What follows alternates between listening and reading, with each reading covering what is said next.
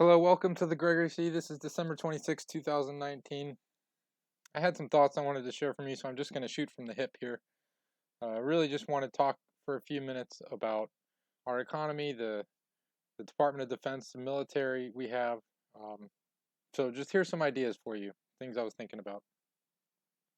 So when you think about the country's economy and our national debt and the defense technology that is being developed from this funding, so I mean, you can read the National Defense Authorization Act, which President Trump just signed. I think it authorizes something like 680 something $billion of spending, up to $1 trillion. I forget what the exact number is, but an absolutely gigantic amount of money. My understanding, it exceeds the amount of money which is collected in federal income tax every year. Um, and so, I mean, if you think about this, our country is being put into debt. We're over $20 trillion in debt. A lot of that is to China, and we're being put into debt, and we're spending money that we don't have in order to develop these war machines like, the F-22, the F-35, the stealth technology, the bombers, the laser weapons, the rail guns, and I think we have the most um, aircraft carriers in the world. We've got like 20 something aircraft carriers, and the next country on the list is Russia. I think they have one or two. So we have this incredible amount of manufacturing, uh, war machines, and this incredible defense spending budget, which exceeds actually our current ability to sustain economically. And these companies are private companies. So the people at the top of these companies, Lockheed Martin and Pratt Whitney and General Electric and Raytheon and DARPA or wherever, they're making private profits. They are extracting wealth from the American people in order to develop these technologies, which they have access to, or uh, their lackeys in the military have access to, whoever they are. I mean, the people who are the pilots are typically low-level officers. Um, the soldiers on the ground. But again, like the people who are paying for this technology, you and me and everybody who just goes to work and pays their income tax and uh, pays their way through society.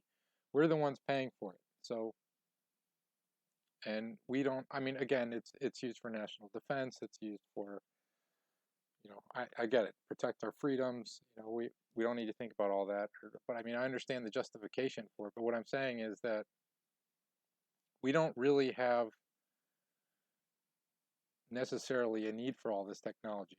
And on some levels, the need for this technology is artificially generated. I mean, you see all the technology which goes overseas. You create this new technology, and then by some form or fashion, another major superpower gets it.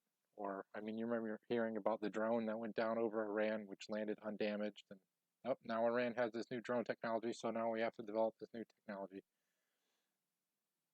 But what I'm getting at is, on the backs of our labor, we're being indebted to this system which we don't own, as most of the people in the United States. Again, these are privately owned companies. The profits are private.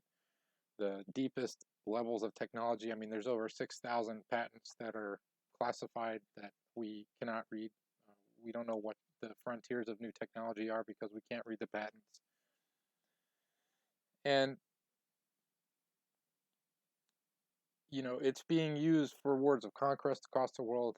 But what I'm really trying to get at is that, in an analogous sense, let's say I wanted a Lamborghini, and I would say, okay, well, I'm going to take a loan out for all the people in my neighborhood, and I'm going to sign this loan agreement, but I'm going to put everybody in my neighborhood as co-signers of the loan, and they're going to be the one paying for it, and I'm going to extract, 5% of each one of their paychecks every month, and then they're going to go to this payment on this car that I'm going to drive, right? So I don't actually pay for the Lamborghini, but I get to drive it around and I get to look real awesome and everything, and everybody else has to pay for it, and they don't have a choice whether or not they want to contribute 5% of whatever of their salary for me to drive this car. And that's just an analogy, but that's the way I'm thinking about it, and it's something that you and I couldn't do. I mean, yet we live in a system in which that's something that we all participate in.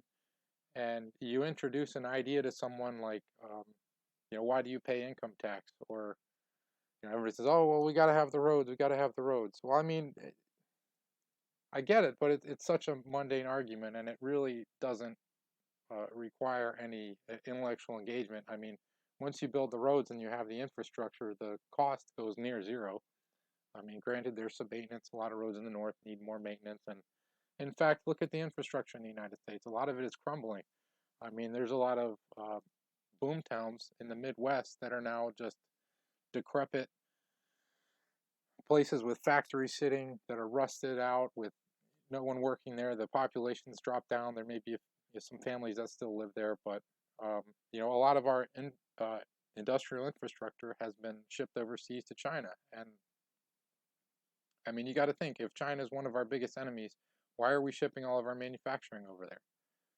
I mean, I don't want to get into all these things, but again, we as individuals have to start taking personal responsibility for what we're engaging in, because the money that we are giving on behalf of the people in the federal government who are supposed to be, servants to the American people, they really aren't acting that way. And it's our responsibility to hold them accountable to it.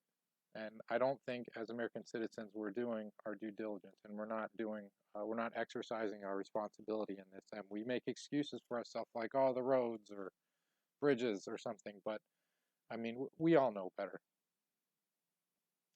So if you think it's fair that I take money from you to go buy myself a car,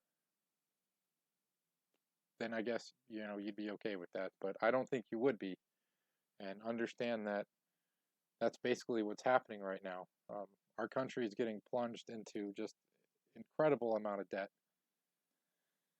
that our grandchildren potentially won't even be able to pay off, and it's only getting worse and worse as time goes on. And we need to start holding our public officials accountable. Now, what's the best way to do that? I would say, at a minimum, write your congressman and express your interest. I think once a congressman receives a letter, I mean, again, they may or may not get it. They may have some, intern somewhere read it and send you back a base message. But once these people start getting lots of letters from the American public, which talk about specific things like, we don't want all this money going to the Department of Defense. We could fix the water in Flint right now, or we could fix our dying infrastructure, or we need to bring manufacturing back to America, or why are we paying so much in federal income tax and we get so little for it? Why are our troops scattered all across the world? I think it's our responsibility to start to do this. And, I, for one, I don't agree with what the federal government's doing, and, I don't consent. There are companies out now which are publicly advertising that they're doing weather modification. And they all have really good reasons why they're doing it, but it's harming the American people. It's harming our reproductive health. It's harming our everyday health, and these are things we need to hold them accountable for.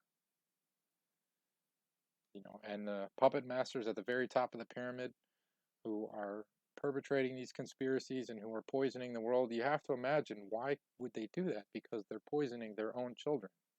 Everyone on the planet breathes this air.